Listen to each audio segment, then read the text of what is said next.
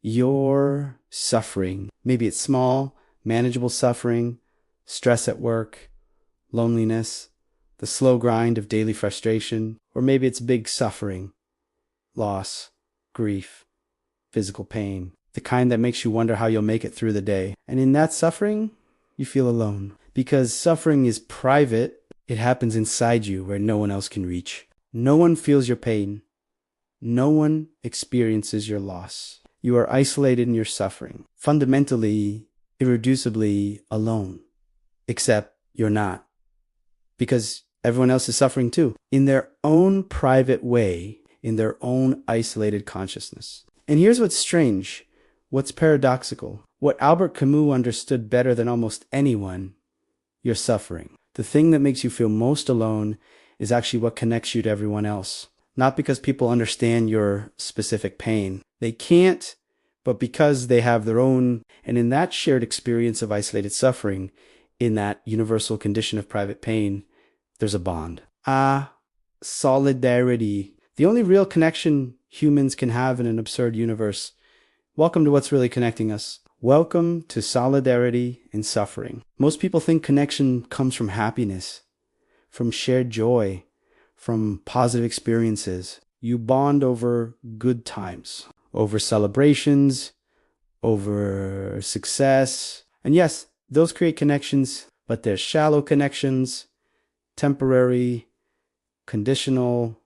You're connected as long as things are good, as long as everyone is winning, as long as the party continues. But when suffering comes, and it always comes, those connections often break because people don't know what to do with suffering. They avoid it, they're uncomfortable around it. They offer platitudes, thoughts, and prayers.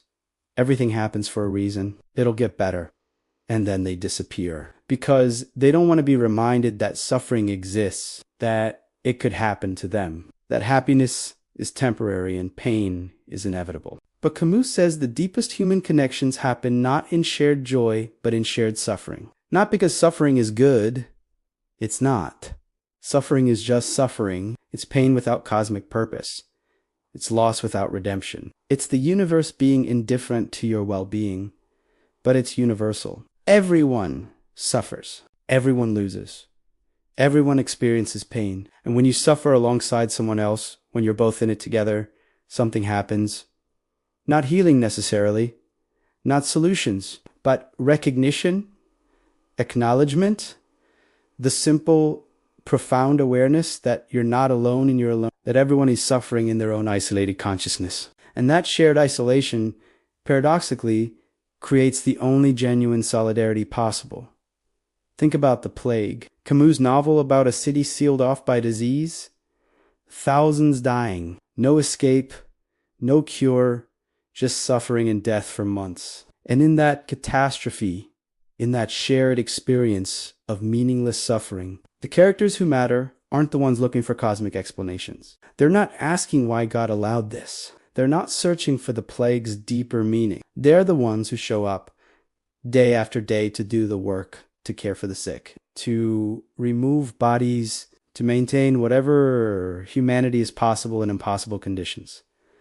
Dr. Ryu doesn't cure anyone. He can't, but he's there. Teru organizes volunteers, not because it'll stop the plague, but because solidarity matters even when it doesn't solve the problem. Rambert chooses to stay instead of escaping because he realizes that individual happiness while others suffer is its own kind of isolation. This is solidarity without hope. This is what separates Camus from almost every other philosophy of suffering. Most philosophies say, suffer now, redemption later. Suffer for a purpose. Suffer as part of a plan. Your pain has meaning. Your loss will be vindicated. Everything will make sense eventually. But Camus rejects all of that. The plague has no meaning. People's deaths serve no purpose. The suffering doesn't lead anywhere. It's just suffering, and yet solidarity matters. Helping others matters. Being present matters. Not because it will be rewarded, not because it serves some cosmic plan, but because human suffering together is more bearable than human suffering alone. That's it. That's the whole point. And somehow, impossibly, it's enough. This creates a very different kind of compassion. If you believe suffering has cosmic meaning, you can be compassionate while also being comfortable with it. God has a plan. This person's suffering serves a higher purpose. I can help, but I also know it's part of something larger. There's a safety in that. A distance, you're helping, but you're not fully in it because you believe there's a reason for it. But if suffering is meaningless, if there's no cosmic compensation, if people's pain is just pain with no redemption coming, compassion becomes more urgent, more raw, more necessary, because this life is all anyone gets. If someone suffers their whole life, there's no afterlife reward. Their suffering was their life, and it's over. So reducing suffering, being present with suffering, sharing the burden of suffering, all of this matters more, not less, when there's no cosmic safety net. Camus writes that the plague teaches people there's more to admire in humans than to despise. Not because humans are fighting some noble battle against evil, not because they're overcoming through hope and faith, but because they keep showing up, keep caring, keep trying to reduce suffering even when they know it won't eliminate suffering. Even when they know the plague will eventually end on its own timeline, not because of their efforts. They do the work anyway. Not for a reward, not for meaning, but because it's what humans do, and that basic, absurd, beautiful commitment to each other in the face of meaningless suffering. That's what's worth admiring. If you're still here, if this idea that suffering connects us more deeply than joy is reframing how you think about your own pain and others, subscribe to continue exploring human connection in an indifferent universe. Hit the like button if you're ready to understand solidarity without hope, because this changes everything about how you relate to others. Now let's get practical. How does this work in your life? You're going through something difficult. Loss, maybe, or chronic pain or depression, or just the grinding difficulty of existence. And you feel alone because you are alone. Your specific suffering is yours. No one else experiences it. But here's what changes when you understand. You stop expecting people to understand your pain. You stop waiting for someone to say the magic words that make it better. You stop needing your suffering to have meaning, and you start recognizing something simpler. Everyone around you is also suffering, in their own way, in their own isolated consciousness. And that recognition creates a different kind of connection. You see someone struggling, you don't need to understand their specific struggle. You don't need to relate to their exact circumstances. You just need to recognize their suffering. Like you're suffering. Like everyone is suffering, and that recognition allows you to be present with them. Not to fix them, not to give them meaning, not to make it better, just to be there, to acknowledge, to share the burden of existence for a moment. And that's solidarity. That's the only real connection humans can have. Not understanding each other's pain, but recognizing that we all have pain and choosing to not let each other suffer alone. This is very different from toxic positivity, from the culture that insists everything is fine, everything happens for a reason, look on the bright side, stay positivi. That culture demands that you hide your suffering, that you pretend, that you perform happiness even when you're in pain. Because suffering makes people uncomfortable. It reminds them of their own vulnerability, so they want you to keep it to yourself, or frame it positively, or assure them you're redoing fine. But that creates more isolation, more loneliness, more suffering, because now you're not just in pain, you're in pain while pretending not to be, you're suffering alone while performing for others. Camus' Solidarity says the opposite. Be honest about suffering. Don't hide it. Don't pretend. Don't sugarcoat. But also don't expect it to have meaning. Don't demand that others fix it. Don't need cosmic justification. Just acknowledge this is hard. I'm suffering. You're suffering.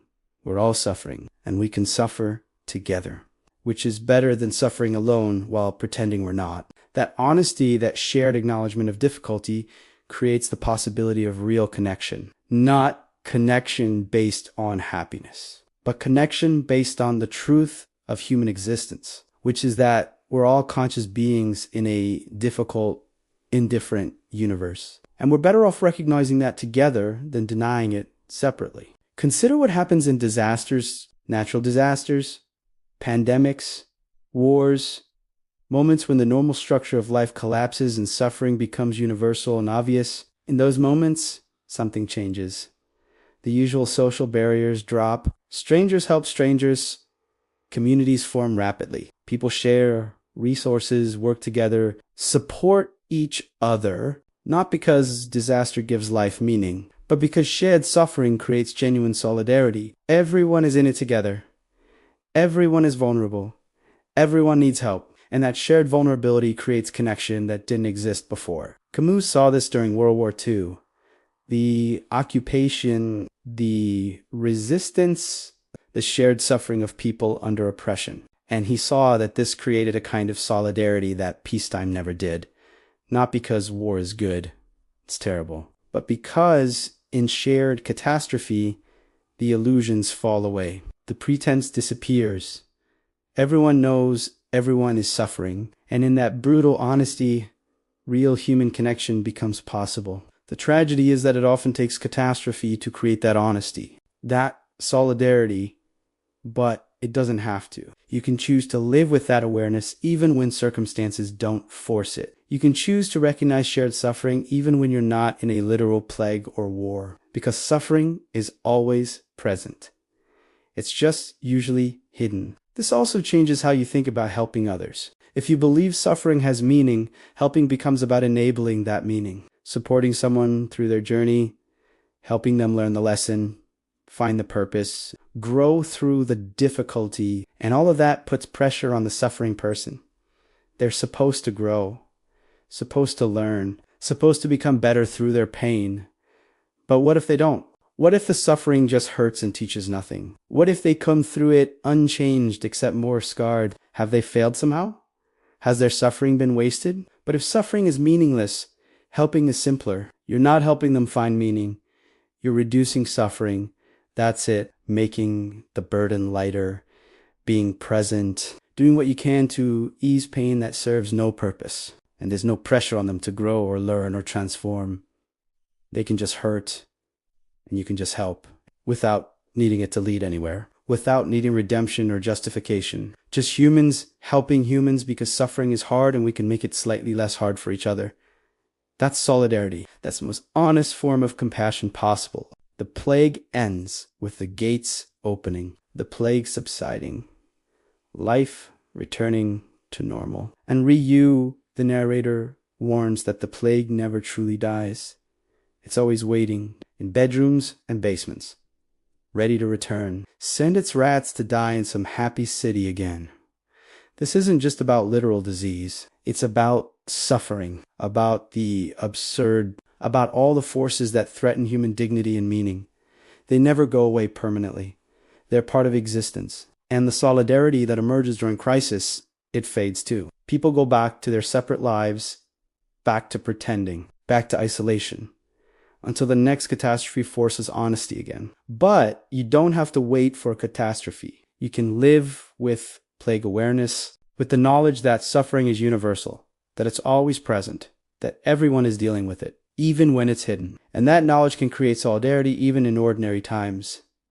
Even when circumstances don't force it. You can choose to see the suffering around you, choose to acknowledge your own, choose to connect through shared pain rather than performed happiness. That's revolt. That's what it means to be consciously human in an absurd universe. Not finding meaning in suffering, but finding connection through the shared experience of meaningless suffering. So here's my question for you. What's your relationship with suffering, your own and others? Are you hiding it? Pretending it's not there? Waiting for it to have meaning? Or are you being honest? Acknowledging that it's hard? Recognizing that everyone else is struggling too. Are you creating connections through performed happiness or through honest acknowledgement of difficulty? Because one of those is real and one isn't.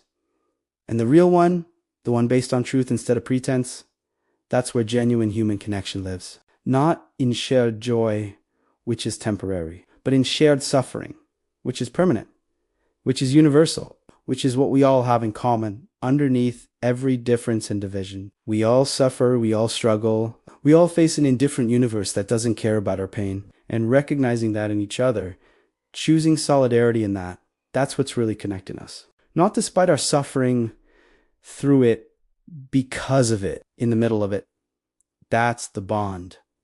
That's the connection. That's what makes us human together instead of alone. Welcome to solidarity in suffering. Welcome to real connection. Welcome to Camus Speaks.